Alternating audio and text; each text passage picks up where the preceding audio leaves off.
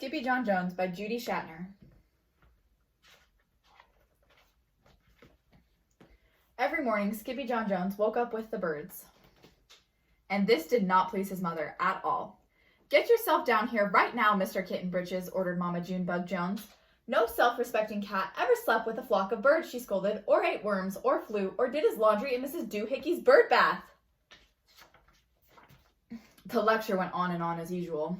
"You've got to do some serious thinking before you leave this room, Mr. Fuzzy Pants," said his mother, "about just what it means to be a cat. Not a bird, not a mouse or a grouse, not a moose or a goose, not a rat or a bat. You need to think about just what it means to be a Siamese cat. And stay out of your closet," she added, closing the bedroom door. But once he was alone, Skippyjon Jones began to bounce, and bounce, and bounce on his big boy bed. "Oh, I'm Skippyjon Jones, and I bounce on my bed, and once or 6 times I land on my head." On his way down to earth from a gigantic big bounce, Skippyjon Jones shot past his bedroom mirror. "Holy guacamole!" exclaimed Skippyjon Jones. "What was that?" So up he went again, and again it appeared. Then, using his very best Spanish accent, he said, "My ears are too big for my head is too big for my body, I'm not a Siamese cat, I am a Chihuahua." Back on land, Skippyjon Jones climbed into his toy box and rifled through some of his old junk.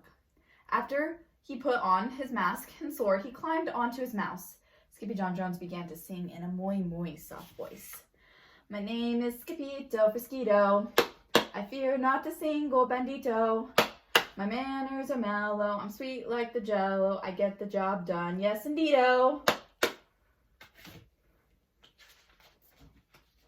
Back in the kitchen, Jujubee, Jezelbob, and Jillybee Jones were helping Mama Junebug Jones make lunch. "Can Skippyjon come out of his room now?" asked Jujubee. "No," answered Mama Junebug Jones. "Mr. Flutternutter is still thinking." In fact, Skippyjon wasn't thinking about being a Siamese cat at all. With a walk into his closet, his thoughts took him down a lonesome desert road far, far away in old Mexico. Not long into his journey, a misterioso band of Chihuahuas appeared out of the dust. "Hey, caramba! Who goes there?" asked Skippyjon Jones. "We go by the name of Los Chimichangos," growled Don Diego, the biggest of the small ones. "Who are you?" "I am El Skipito, the great sword fighter," said Skippyjon Jones. Then the smallest of the small ones spoke up. "Why the mosquito, dude?" asked Poquito Tito. "I go incognito," said Skippito. "Do you like rice and beans?" asked Pinto Lito. "See, I love mice and beans," said Skippito. "He might be the dog of our dreams," whispered Rosalita. "Perhaps," said Tia Mia, "if he knows the secret password." Leaning toward Don Diego, El Skipito half sneezed, half spoke the secret password into the Chihuahua's very large ear. "Achoo, Pichu!" "Bless you," said Don Diego. "Gracias," said Skippito. "Then it is true," decreed Don Diego. "Yip, yippee, yippito, it's the end of Alfredo Bazito. Skippito is here, we have nothing to fear. Adios to the bad Bumblebeeto." Then all the Chimichangos went crazy loco. First, they had a fiesta. Then they took a siesta.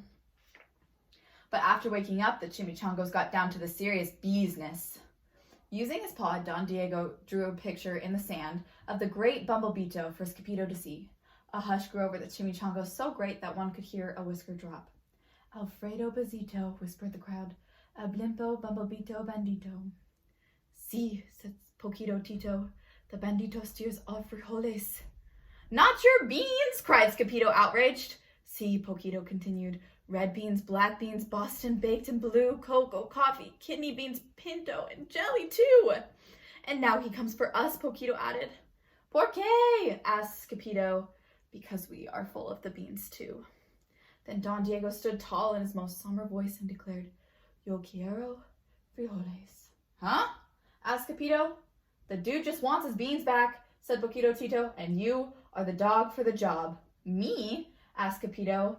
Then all of the Chimichangos turned towards Skippito, the great sword fighter. But poor Skippito had no time for a plan, because in the blink of an eye, a gigantic shadow darkened the landscape. The Chimichangos scattered in all directions. "Vamos, Skippito, or it is you the bandito will eato," they cried. Skippito stood his ground, but his legs shimmied and shook like the jello, and his teeth chattered like the castanets. Then in a muy soft voice he said, "My name is Skippyjo, Frisquito. I fear not a single bandito." But Alfred Bandito flew straight for Skippyjo until the bean-eating bandito hovered only inches away from the great sword fighter's face. "Holy frijoles!" cried Skippyjo as he thrust his sword in the air. Suddenly, pop went the bandito, landing on Skippyjo's sword, and quicker than one could say Chihuahua's cheese and crackers, every kind of bean came spilling out of Alfredo Bandito, the bumblebeeto bandito. Then all the doggies burst into song. "Yip, yippee, yippito. Our hero is El Skippyjo. He's a dog of our dreams who delivered the beans, and now we can make our burritos." But back at home, there was such a ruckus coming from Skippyjon's room that Mama Junebug Jones and the girls just had to find out what was going on. They raced down the hallway into the kitty boy's room. "Bangito, crashito, papito, Skippyjo!" Just in time to see Skippyjon's closet exploding. Then out flew Candy, beanbag doggies, and the kitty boy with his birthday piñata on his head. "Skippyjon Jones!" everyone cried. "Hola muchachitas," he said in a muy soft voice. Mama Junebug Jones lifted up Skippyjon and covered his head with furry purry kisses. "What am I going to do with you, Mr. Cocoa Pug?" she scolded.